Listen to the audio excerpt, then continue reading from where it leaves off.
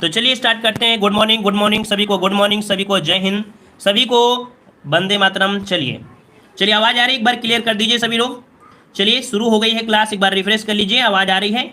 चलिए आवाज़ आ रही है तो चलिए स्टार्ट करते हैं। स्टैटिक जीके का बेहतरीन क्वेश्चन कह रहा है, पीसी महालनोबिस का जन्म दिवस राष्ट्रीय सांख्यिकी दिवस के रूप में कब मनाया जाता है। कुल मिला के इससे दो क्वेश्चन आपको कवर हो रहे हैं। क्वेश्चन दो क्या कवर हो रहे हैं, तो आपको ये पता चल गया कि पीसी महालनोबिस कौन थे। ये पीसी महालनोबिस थे जो आपकी द्वितीय पंचवर्षीय योजना का मॉडल तैयार किया था। ठीक है, द्वितीय पंचवर्षीय योजना का जो मॉडल तैयार किया था वो थे आपके पीसी महालनोबिस। ठीक है ना। और इनका जो जन्म दिवस है वो राष्ट्रीय सांख्यिकी दिवस के रूप में आपका मनाया जाता है। तो आप बताइए कि राष्ट्रीय सांख्यिकी दिवस कब मनाते हैं, है ना। तो जवाब यहाँ पर आपका आ चुका है, ऑप्शन सही हो जाएगा। कौन सा? Option C. कब? 29 जून को पीसी महालनोबिस का जन्मदिवस भी है और इसी दिन राष्ट्रीय सांख्यिकी दिवस भी मनाया जाता है। ऑप्शन यहाँ पर बनेगा सी नंबर, आपका राइट हो जाएगा। क्लियर हो गया? आगे बढ़ते हैं। क्वेश्चन आपका अगला आ चुका है। यहाँ पर आपका क्वेश्चन दिया है, विश्व विरासत दिवस कब मनाया जाता है। चलिए वॉइस क्लियर है ना? आवाज कह रहे खड़खड़ाहट हो रही है। चलिए भाई, खड़खड़ाहट खत्म हुई? सब में स्टेटस जरूर होता है, बिल्कुल सही जवाब है। यहाँ पर बताइए विश्व विरासत दिवस कब मनाते हैं। यहाँ पर जवाब आ रहा है ऑप्शन आपका बी, 18 अप्रैल को मनाते हैं। क्या? 18 अप्रैल को विश्व विरासत दिवस मनाया जाता है।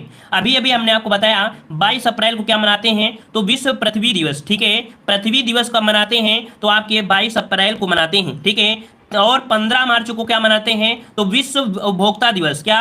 विश्व उपभोक्ता दिवस का मनाते हैं 15 मार्च। देखो हर एक ऑप्शन को लेते हुए चलेंगे और हर बार हम आपको बताएंगे ताकि याद हो जाएगा। ठीक है, ताकि याद हो जाएगा। 3 मार्च को क्या मनाते हैं, 3 मार्च को क्या मनाते हैं, तो विश्व वन्यजीव दिवस। ठीक है, विश्व वन्यजीव दिवस जो मनाते हैं वो 3 मार्च को मनाते हैं। ठीक है, आगे बढ़ते हैं। क्वेश्चन आपसे अगला पूछा गया है, कह रहा आपसे यहाँ पर राष्ट्रीय युवा दिवस 12 जनवरी को मनाया जाता है, जबकि अंतर्राष्ट्रीय युवा दिवस कब मनाते हैं। वेरी आईएमपी क्वेश्चन आपका दिया है। बताइए भाई कि 12 जनवरी को मनाते हैं राष्ट्रीय युवा दिवस। ठीक है, राष्ट्रीय युवा दिवस मनाते हैं किसके अवसर पर, तो स्वामी विवेकानंद के जन्म दिवस के उपलक्ष्य में मनाते हैं। पूछा गया है कि अंतर्राष्ट्रीय युवा दिवस कब मनाते हैं, तो अंतर्राष्ट्रीय युवा दिवस मनाया जाता है 12 अगस्त को। कब? 12 अगस्त का, जो कि लगभग जवाब आपका राइट है। यहाँ पर बी नंबर आपका जवाब राइट हो जाएगा। चलिए भाई आगे बढ़ते हैं। क्वेश्चन आपका अगला आ गया है, कह रहा है विश्व शौचालय दिवस कब मनाया जाता है। चलिए विश्व शौचालय दिवस आपसे पूछा गया है, मतलब हर एक दिवस आपको देखने को मिलेंगे। यहाँ पर बताइएगा कि विश्व शौचालय दिवस, है ना, जिसे हम लोग बोलते क्या है, शौचालय जो आपका बना है घर पे, है ना, इज्जत घर भी बोलते हैं, है ना, इसे इज्जत घर भी बोलते हैं। आप देखे होंगे जो आपने मोदी सरकार ने दिया था उसमें लिखा होगा इज्जत घर, बिल्कुल सही है। तो यहाँ पर आपका जवाब आ गया है, ऑप्शन आ रहा है डी, आपके 19 नवंबर। आईएमपी क्वेश्चन आपका दिया है, 19 नवंबर को विश्व शौचालय दिवस मनाया जाता है। ठीक है, अगर हम आपसे बात करें 11 नवंबर को, तो 11 नवंबर को राष्ट्रीय शिक्षा दिवस, याद रखिएगा, राष्ट्रीय शिक्षा दिवस, राष्ट्रीय शिक्षा दिवस जो मनाते हैं वो मनाते हैं 11 नवंबर को मनाते हैं। ठीक है, अगर हम आपसे बात करें 21 नवंबर को, तो 21 नवंबर को क्या होता है, तो 21 नवंबर को विश्व टेलीविजन, ठीक है, क्या टेलीविजन दिवस, याद रखिए टेलीविजन दिवस में मनाते हैं वो 21 नवंबर को मनाया जाता है। ठीक है, और अगर हम बात करें 16 नवंबर को, तो 16 नवंबर को मनाया जाता है अंतर्राष्ट्रीय सहिष्णुता दिवस। क्या? अंतर्राष्ट्रीय सहिष्णुता दिवस 16 नवंबर। तो पूछा गया था शौचालय और आपका जवाब डी है। आगे बढ़ते हैं। क्वेश्चन अगला दिया गया है, पसंद आ रहा है तो वीडियो लाइक करने में आप लोग शर्म वगैरह मत कीजिएगा। ठीक है ना, तो सब लोग वीडियो को लाइक जरूर करिएगा। ठीक है, अगला क्वेश्चन बताइए कि कौन सा सत्य है, कौन सा सत्य है बताइएगा। तो देखिए विश्व एड्स दिवस, शर्म नहीं करना है, 1 दिसंबर आपका जवाब राइट हो जाएगा। ठीक है, प्रत्येक वर्ष 1 दिसंबर को विश्व एड्स दिवस मनाया जाता है। ठीक है ना, क्लियर है ना। वहीं पर दिया है राष्ट्रीय प्रदूषण नियंत्रण दिवस, 4 दिसंबर को नहीं मनाते हैं, ये मनाते हैं 2 दिसंबर को। कब? 2 दिसंबर को मनाया जाता है। ठीक है ना। वहीं पर पूछे 5 दिसंबर को, तो भाई यहाँ पर विश्व मृदा दिवस, विश्व मृदा दिवस, यहाँ पर भाई विश्व मृदा दिवस कब मनाते हैं, किसी को पता है, किसी को पता है विश्व मृदा दिवस? तो मृदा दिवस नहीं होता है, यहाँ पर 14 वाला नहीं है, यहाँ पर आपका जवाब अंतर्राष्ट्रीय भ्रष्टाचार तो आपके 9 दिसंबर को होता है। चलिए कोई बात नहीं, आगे बढ़ते हैं, शायद मिल जाएगा क्वेश्चन। चलिए क्वेश्चन आपका दिया गया है, चलिए अच्छे युद्ध छिड़ गया है। चलिए भाई युद्ध छिड़ गया है, तो अगला बताइए अंतर्राष्ट्रीय वेटलैंड दिवस कब मनाया जाता है। अच्छा ऐसा लग रहा है कि हम थोड़ा सा डिस्क्राइब ज़्यादा कर रहे हैं, हर एक ऑप्शन को बता रहे हैं, तो बच्चों को मज़ा नहीं आ रहे हैं, क्योंकि बच्चों को चाहिए क्या, ऑप्शन आंसर, क्वेश्चन और आंसर, क्वेश्चन और आंसर, फटाफट फटाफट। चलिए फिर अंतर्राष्ट्रीय वेटलैंड दिवस कब मनाते हैं? 43 को ऑप्शन आ गया है बी, 2 फरवरी को। कब मनाते हैं? 2 फरवरी को मनाता है। वेटलैंड मतलब होता है आर्द्रभूमि। क्या होता है? आर्द्रभूमि होता है, ठीक है ना। 20 मार्च को मनाते हैं गौरैया दिवस। क्या मनाते हैं? गौरैया दिवस मनाते हैं, याद रखिए 20 मार्च को, ठीक है ना। क्लियर है इतना पॉइंट? चलिए भाई, यहाँ पर 11 मई दिया गया है और 11 मई को मनाते हैं राष्ट्रीय प्रौद्योगिकी दिवस। क्या?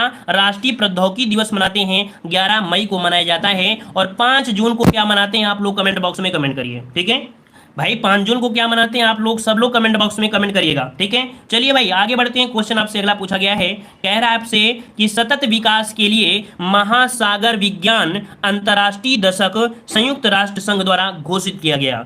मतलब कि संयुक्त राष्ट्र संघ द्वारा घोषित किया गया था क्या? ये महासागर विज्ञान अंतर्राष्ट्रीय दशक। और ये जो दशक था ये था 2021 से लेके 2030। आईएमपी क्वेश्चन आपका है, याद रखिए आईएमपी क्वेश्चन आपका है 2021 से लेके 2030 तक सतत विकास के लिए महासागर विज्ञान अंतर्राष्ट्रीय दशक घोषित किया गया है।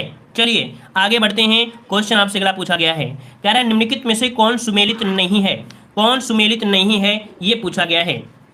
चलिए तो देखिए 1 मई दिया गया है, 1 मई दिया है, 1 मई दिया गया है विश्व श्रमिक दिवस, जो कि सही है। अंतर्राष्ट्रीय योग दिवस दिया है 21 जून आपका, यहाँ पर यह भी सही दिया गया है। फिर दिया गया है अंतर्राष्ट्रीय मातृभाषा दिवस। क्या दिया है? मातृभाषा दिवस, याद रखिएगा 8 मई नहीं है, ये है आपकी कब? 21 फरवरी। कब? 21 फरवरी। फरवरी आपका हो जाएगा 21 फरवरी को मनाया जाता है अंतर्राष्ट्रीय मातृभाषा दिवस मनाया जाता है, ठीक है ना। और यहाँ पर दिया गया है विश्व पुस्तक और कॉपीराइट दिवस 23 अप्रैल। तो यहाँ पर ऑप्शन आपका हो जाएगा कौन सा? C number. आते हैं अगले क्वेश्चन को। क्वेश्चन आपसे अगला पूछा गया है, कह रहा है विश्व संगठन और उनके मुख्यालय पूछा गया है, ठीक है। अब यहाँ पर क्वेश्चन आपका आ चुका है विश्व संगठन और उनके मुख्यालय। बताइएगा कि निम्नलिखित में से कौन सही है? कौन सही है? देखिएगा कह रहा है कि एमनेस्टी इंटरनेशनल का मुख्यालय जिनेवा है। क्या ये पॉइंट आपका सही है भाई? जिनेवा तो आपने नहीं सुना भाई, है ना। यहाँ पर जिनेवा नहीं है। अगला बताइए, नाटो का मुख्यालय कह रहा है लुसाने है। क्या ये सही दिया है? नहीं। अगला है कि यूरोपियन संसद का प्रशासनिक कार्यालय कहाँ है? लक्जमबर्ग में है। इसका जो राइट आंसर बनेगा वो आपका बनेगा सी। ये आपका जवाब यहाँ पर आपका राइट है, लक्जमबर्ग, ठीक है ना। चलिए यहाँ पर आते हैं, यूनिसेफ का मुख्यालय दिया है वियना। तो भाई यूनिसेफ का मुख्यालय न्यूयॉर्क में है, वियना में नहीं है, ठीक है। नाटो का मुख्यालय कहाँ पर है? ब्रुसेल्स में है। कहाँ पर है? ब्रुसेल्स से है नाटो का मुख्यालय है, ठीक है। और एमनेस्टी इंटरनेशनल मुख्यालय कहाँ पर है? तो ये लंदन में है। कहाँ पर है? लंदन में। तो चारों ऑप्शन क्लियर हो गए ना, डाउट कोई दिक्कत नहीं होना चाहिए, चारों ऑप्शन क्लियर करके चलेंगे, ठीक है। आइए आगे बढ़ते हैं अगले क्वेश्चन को। कह रहा ब्रिक्स विकास बैंक का मुख्यालय कहां पर है? ब्रिक्स विकास बैंक का मुख्यालय कहां पर है? ब्रिक्स विकास बैंक का मुख्यालय पूछा गया है, ये आपके कहां पर है? चलिए ऑप्शन आ रहा है ए नंबर, संघाई में है। तो बिल्कुल सही है, ब्रिक्स विकास बैंक का जो मुख्यालय है वो आपके संघाई में है। जो संघाई कहां पड़ता है? संघाई कहां पड़ता है बताइए भाई, आपने बहुत बार संघाई सुना होगा। बताइए संघाई कौन से शहर में पड़ता है? चीन में पड़ता है। शाबाश, ये चीन में पड़ता है, चीन पड़ता है, ठीक है ना। क्लियर है। चलिए आगे बढ़ते हैं। क्वेश्चन आपसे अगला पूछा गया है, कह रहा है विश्व मौसम विज्ञान संगठन का जो मुख्यालय है वो आपके कहां पर है? विश्व मौसम विज्ञान संगठन का मुख्यालय कहां पर है? इजी क्वेश्चन है तो जल्दी से जवाब दीजिए, सभी लोग जवाब दीजिए, ठीक है। चलिए जवाब आ रहा है ए नंबर, जिनेवा। तो बिल्कुल जवाब सही है, 48 को ऑप्शन नहीं हो जाएगा, जिनेवा है, जिनेवा। स्थापना पूछा जाता है, याद रखिए इसकी स्थापना पूछा जाता है 1951 में इसकी स्थापना की गई थी। मुख्यालय कहां पर है? तो मुख्यालय है आपके स्विट्जरलैंड में, ठीक है। स्विट्जरलैंड के जिनेवा शहर में है, ठीक है। स्विट्जरलैंड के जिनेवा शहर में आपके हैं, ठीक है। यहाँ पर आते हैं अगले क्वेश्चन को। क्वेश्चन आपसे अगला पूछा गया है, कह रहा आपसे यहाँ पर संयुक्त राष्ट्र का पहला महासचिव कौन था? संयुक्त राष्ट्र का पहला महासचिव इनमें से कौन था? चलिए 50 का जवाब देना है और यहाँ पर जवाब आ गया है, ऑप्शन आ रहा है यहाँ पर बी नंबर। जवाब बिल्कुल सही है, लॉक कर देते हैं आपके ऑप्शन को। त्रिवेली, त्रिवेली संयुक्त राष्ट्र के पहले महासचिव थे, ठीक है ना। और इनका कार्यकाल कब की बात हो रही है? ये पहले थे आपके 1946 में स्थापना हुई थी, उसी के अनुसार 1952 तक इनका कार्यकाल चला था। तो यहाँ पर जवाब जो बनेगा यहाँ पर ऑप्शन आपका भी हो जाएगा। वैसे स्थापना 45 में हुई थी लेकिन कार्यकाल 46 से लेकिन 52 तक इनका कार्यकाल था, ठीक है। चलिए आते हैं अगले क्वेश्चन को। क्वेश्चन आपसे अगला पूछा गया है, कह रहे हैं संयुक्त राष्ट्र महासभा की पहली महिला जो कि भारतीय अध्यक्ष कौन थी? सबका जवाब यहाँ पर सही आना चाहिए, सबका जवाब आना चाहिए, सबका जवाब देना है। कह रहे हैं सर अब स्टॉप कर दीजिए। अरे तो अभी तो स्टार्ट हुआ है, अभी स्टॉप कहाँ से होगा, है ना। अभी स्टॉप नहीं होगा, थोड़ा सा और मेहनत करिए। संयुक्त राष्ट्र महासभा की पहली महिला भारतीय अध्यक्ष कौन थी? 51 का ऑप्शन आ रहा है यहाँ पर बी नंबर, विजय लक्ष्मी पंडित। कौन? विजय लक्ष्मी पंडित ऑप्शन बनेगा यहाँ पर आपका बी नंबर हो जाएगा। याद रखिए ये भारत की ही नहीं, ये पूरे एशिया की पहली महिला थी। ठीक है, ये पूरे एशिया की पहली महिला थी जो आपके संयुक्त राष्ट्र महासभा की क्या अध्यक्ष बनी थी। ठीक है ना। और ये आपकी थी कौन, ये बताइए, किसी को पता है विजय लक्ष्मी पंडित कौन थी? ये भारत के पहले प्रधानमंत्री कौन थे? जवाहरलाल नेहरू, उनकी बहन थी। ठीक है, जवाहरलाल नेहरू की ये बहन थी। याद रखिए विजय लक्ष्मी पंडित जो थी जवाहरलाल नेहरू की क्या थी? बहन थी। ठीक है, चलिए भाई आगे बढ़ते हैं। क्वेश्चन आपसे अगला दिया गया है, कह रहा है यहाँ पर नाटो का पूर्ण रूप क्या है? नाटो का पूर्ण रूप पूछा गया है। नाटो का पूर्ण रूप क्या हो जाएगा? चलिए भाई यहाँ पर आपका आ रहा है ऑप्शन, नाटो का पूछा गया है तो हो जाएगा नॉर्थ अटलांटिक ट्रीटी ऑर्गेनाइजेशन, मतलब ऑप्शन आपका बनेगा यहाँ पर आपका बी। इसका राइट आंसर बनेगा बी नंबर, आपका जवाब राइट हो जाएगा। इसकी स्थापना, जो नाटो की स्थापना हुई थी, ये हुई थी 1949 को। कब हुई थी? 1949 को इसकी स्थापना हुई थी। इसका स्थापना क्यों की गई थी? ताकि सोवियत संघ के जो बढ़ता प्रसार है इसको रोका जा सके। ठीक है, तो ऑप्शन बी हो जाएगा। अगला क्वेश्चन यहाँ पर पूछा गया है, कह रहा है भारतीय पर्यटन स्थल पूछा गया है। ठीक है, कह रहा है 14वीं शताब्दी की प्रसिद्ध मस्जिद जिसे अटाला मस्जिद कहा जाता है उत्तर प्रदेश के किस शहर में है? यूपी जीके का बेहतरीन क्वेश्चन पूछा गया है, अटाला मस्जिद किस शहर में स्थित है? चलिए यहाँ पर आपका जवाब हो जाएगा ऑप्शन सही सी नंबर। चलिए लॉक करते हैं, आपके ऑप्शन सी जौनपुर है, जौनपुर में ऑप्शन बनेगा यहाँ पर आपका सी नंबर। क्लियर है। सरकी काल में, कब? सरकी काल में ये आपका बनवाया गया था अटाला मस्जिद। ठीक है, चलिए भाई आगे बढ़ते हैं। अगला क्वेश्चन दिया गया है, क्या दिया गया है कि भव्य जैन स्तूप के अवशेष को कंकाली टीला के पास उत्खनन द्वारा निकाला गया जो कि स्थित है। भव्य जैन स्तूप है ना, जैन स्तूप है, इसके अवशेष जो आपके हैं कंकाली टीला के पास उत्खनन किया गया है और ये स्थित आपके कहाँ पर है? ये मिलता है आपकी मथुरा में। ठीक है, जैन स्तूप की जो अवशेष हैं ये आपकी मथुरा में है। ऑप्शन यहाँ पर सी हो जाएगा मथुरा। अगला क्वेश्चन यहाँ पर दिया गया है, कह रहा है प्राचीन पुरुषों द्वारा चाक से बनाए गए चित्र अथवा गहरे लाल रंग के चित्र उत्तर प्रदेश के जिले में अत्यधिक मात्रा में पाए जाते हैं। तो बताइएगा रंगीन जो चित्र हैं और गहरे लाल रंग के जो चित्र हैं, है ना, ये जो चौक से बनाए गए हैं ये आपके कहाँ पर हैं? तो आपके ऑप्शन बी मिर्जापुर, जो कि जवाब लगभग सभी का आ रहा है राइट। मिर्जापुर जिले में आपके हैं और आपकी विंध्य पर्वतमाला है, वहां पर गुफाएं हैं जहां पर बहुत ही बड़ी पैमाना में इस प्रकार के आपके अवशेष देखने को मिलते हैं। ऑप्शन बी हो जाएगा राइट। नेक्स्ट क्वेश्चन दिया गया है, कह रहा है कि रूमी दरवाजा उत्तर प्रदेश के किस शहर में है? रूमी दरवाजा उत्तर प्रदेश के किस शहर में है?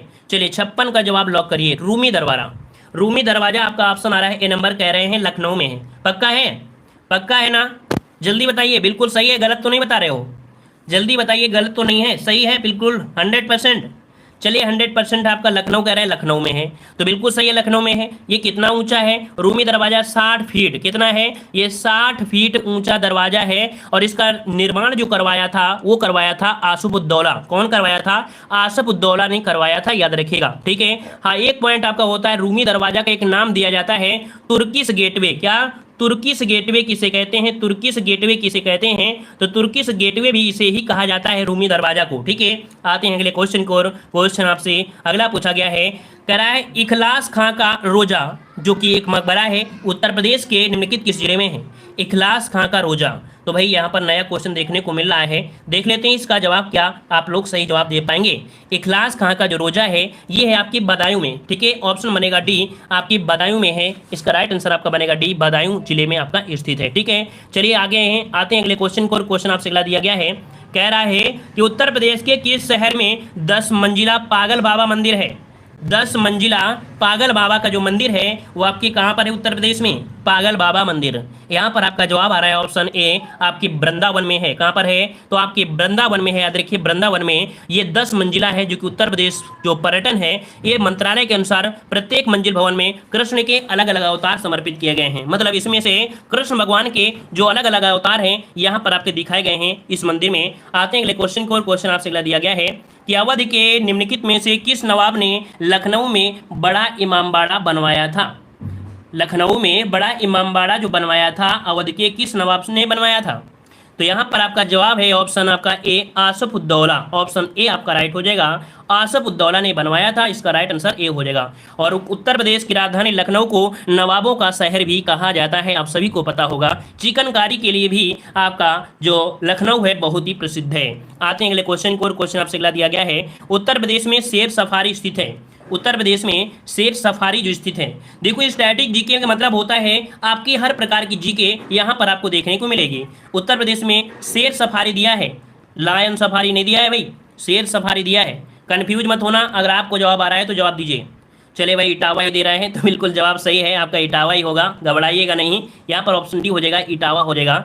और याद रखिए जो आपका शेर सफारी है ये कहाँ की कॉपी की गई है, कहाँ से नकल किया गया है, तो ये नकल किया गया है इंग्लैंड में एक आपका पार्क है लॉन्गलीट। क्या है? लॉन्गलीट सफारी पार्क। ये है आपके कहाँ पर, आपके इंग्लैंड में है, वहाँ से कॉपी किया गया है। ठीक है, वहाँ से प्रेरित होकर उत्तर प्रदेश के आपके इटावा जनपद में बब्बर शेर प्रजनन केंद्र एवं लायन सफारी पार्क विकसित किया गया है। तो ऑप्शन क्या बनेगा? डी नंबर आपका जवाब राइट हो जाएगा। ठीक है, चलिए भाई कह रहे हैं मुलायम सिंह ने बनवाया था, बिल्कुल जवाब सही है। चलिए आगे बढ़ते हैं। क्वेश्चन दिया है कि अर्जुन सहायक परियोजना का संबंध उत्तर प्रदेश के किस जिले से है? अर्जुन सहायक परियोजना का संबंध उत्तर प्रदेश के किस जिले से है? चलिए 61 का ऑप्शन क्या बनेगा? यहाँ पर आपका महोबा से संबंधित है, याद रखिएगा महोबा से संबंधित है। आपके ये आपके करंट अफेयर से रिलेटेड क्वेश्चन आपका है। आपके योगी आदित्यनाथ ने क्या किया था? 11 मार्च, कब? 11 मार्च और 2021, मतलब 11 मार्च 2021 को महोबा जिला में अर्जुन सहायक परियोजना के तहत लहचुरा बांध का निरीक्षण किया। ठीक है, जहां पर बांदा महोबा हमीरपुर के किसानों को सिंचाई सुविधा प्रदान करेगी, ये जो आपकी बांध है। ठीक है, ये आपका करंट अफेयर से रिलेटेड आपका क्वेश्चन है। ठीक है, चलिए आते हैं अगले क्वेश्चन को। केवल मोहब्बत याद करो, महोबा याद हो जाएगा सर। अच्छा भैया, हमें याद नहीं करना, आपको याद करना है। ठीक है, चलिए बहुत लोग अच्छे अच्छे बच्चे जुड़े हुए हैं। चलिए बताइएगा, चोपा निमांडो नामक पूरा पाषाण कालीन स्थल उत्तर प्रदेश के किस जिले में है? चलिएगा, कह रहा है कि चोपा निमांडो नामक पूरा पाषाण कालीन स्थल उत्तर प्रदेश के किस जिले में है? तो ये तो हम आपका पहली बार आज पढ़ रहे हैं, ये तो आज हम पहली बार पढ़ रहे हैं उत्तर प्रदेश में। ये आपका पड़ता है प्रयागराज में। कहाँ पड़ता है? ये आपके प्रयागराज में पड़ता है। ऑप्शन बनेगा क्या? डी नंबर आपका हो जाएगा। मतलब देखा जाए तो पूरा पाषाण काल से लेकर आज तक अर्थात नव पाषाण काल तक के जो अवशेष मिले हैं यहाँ से मिले हैं। ठीक है, चलिए आगे बढ़ते हैं। क्वेश्चन आपसे अगला पूछा गया है, कह रहा है निम्न में से कौन सुमेलित है? कौन सुमेलित है? आध नगरी कह रहा है आपकी कौशाम्बी। आध नगरी दिया गया है, कौशाम्बी को कहा जाता है। मतलब ऑप्शन आपका ए आपका जवाब सही है, क्योंकि निजामुद्दीन औलिया जो नगर दिया है आपका गाजीपुर, ये आपका नहीं है, ये आपका बदायूं है। क्या है आपका? यहाँ पर निजामुद्दीन औलिया नगर बदायूं को कहा जाता है। ठीक है, महोदय श्री कन्नौज को कहा जाता है, और नक्काशी कार नगर आपके सहारनपुर को कहा जाता है। समझ में आ गया ना तीनों पॉइंट?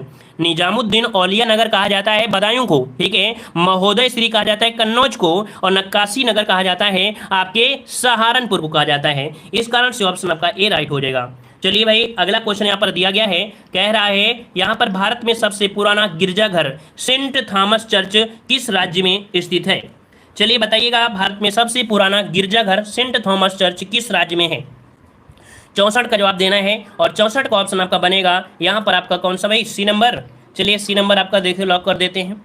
बिल्कुल सही है, सी नंबर आपका हो जाएगा। आपके केरल में है, केरल में आपके हैं थ्रिशूर में। ठीक है, थ्रिशूर जिला आपका पड़ता है, वहाँ पर आपका है। ठीक है, सबसे पुराना है, रोमो सीरियंस का समय है। आते हैं अगले क्वेश्चन को, और क्वेश्चन दिया गया है कि पुरी में रथ यात्रा किसके सम्मान में आयोजित की जाती है?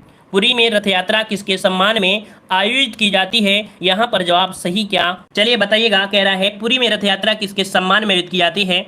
65 का ऑप्शन बनेगा सी, भगवान जगन्नाथ। ठीक है, भगवान जगन्नाथ। ठीक है ना, कहा जाता है कि भगवान जगन्नाथ भगवान बलभद्र तथा देवी सुभद्रा के सम्मान में आयोजित किया जाता है। प्रतिवर्ष आषाढ़ माह में शुक्ल पक्ष की द्वितीया को ये मनाया जाता है। ठीक है, चलिए भाई आगे बढ़ते हैं। क्वेश्चन आपसे अगला दिया गया है, कह रहा है आपसे यहाँ पर, कह रहा है कामाख्या मंदिर भारत के किस आधुनिक राज्य में है? यहाँ पर है ऑप्शन आपका, देखो मेघालय में तो है नहीं है, ना ही मणिपुर में है, ये पड़ता है आपकी असम में। कहाँ पड़ता है? असम में। देखिए कोई ऑप्शन मिला है? जी हाँ, ऑप्शन मिल गया है, आपके असम में है ना, असम में आपका हो जाएगा। और असम की राजधानी दिसपुर में, गुवाहाटी से लगभग 8 किलोमीटर जाएंगे तब कामाख्या मंदिर आपको देखने को मिलेगा। नीलांचल पर्वत में ये मंदिर आपका स्थित है। ठीक है, चलिए आते हैं यहाँ पर अगले क्वेश्चन की ओर। क्वेश्चन दिया है निम्नलिखित का मिलान कीजिए। यहाँ पर ये बताइए कौन सा मंदिर कहाँ पर है ना, कौन सा मंदिर कहाँ पर है? देखिए देखिए सोमनाथ का मंदिर जहां पर इतनी बार आक्रमण हुआ है ना, जो कि आपके गुजरात के कठियावाड़ जिले में है, इसका बन जाएगा सी। और कामाख्या मंदिर आपको पता चल गया कि ये पड़ता है आपके असम में, इसका हो जाएगा ए। राधा स्वामी मंदिर ये पड़ता है आपके कहाँ पर, तो आपके तमिलनाडु में पड़ता है राधा स्वामी मंदिर, रामनाथ स्वामी मंदिर, माफ करिए, वही तो हमने सोचा राधा स्वामी यहाँ नहीं मिलेंगे। रामनाथ स्वामी मंदिर है आपके तमिलनाडु में, ये आपका बी हो जाएगा। और महाबोधि मंदिर मिलेगा बिहार में, तो इसका आपका डी हो जाएगा, CABD, CABD ऑप्शन कौन सा है यहाँ पर आपका सी राइट हो जाएगा। चलिए आगे बढ़ते हैं। क्वेश्चन आपसे अगला दिया गया है कि हिंदुओं का तीर्थ स्थल सबरीमाला किस राज्य में स्थित है। चलिए भाई सभी लोग, जितने लोग जुड़े हैं एक बार वीडियो को लाइक करिए, मज़ा आ जाए। जितने लोग जुड़े हैं उतने लोग वीडियो को लाइक जरूर करिए, जल्दी से सपोर्ट भी करते रहिए, मज़ा आता रहे, ताकि देखो लगातार हम क्लासे ले रहे हैं। हम बता दिया है, हम अपनी एनर्जी से कभी हारेंगे नहीं।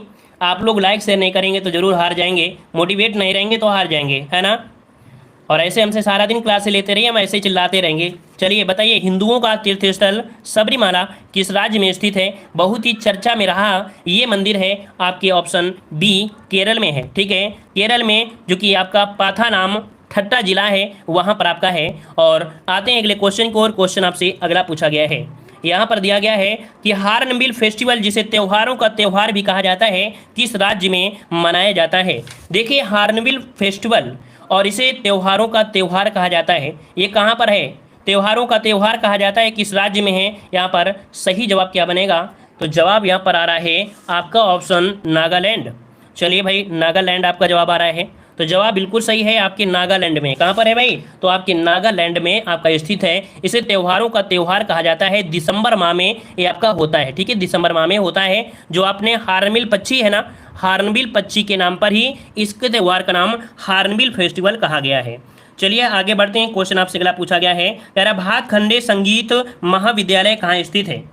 चलिए यहाँ पर सर मैं गुरु दक्षिणा के रूप में लाइक शेयर करता हूँ। चलिए बहुत बहुत धन्यवाद, बस हमें इतना ही चाहिए और कुछ नहीं चाहिए, हमें लाइक शेयर ही चाहिए सब लोगों से।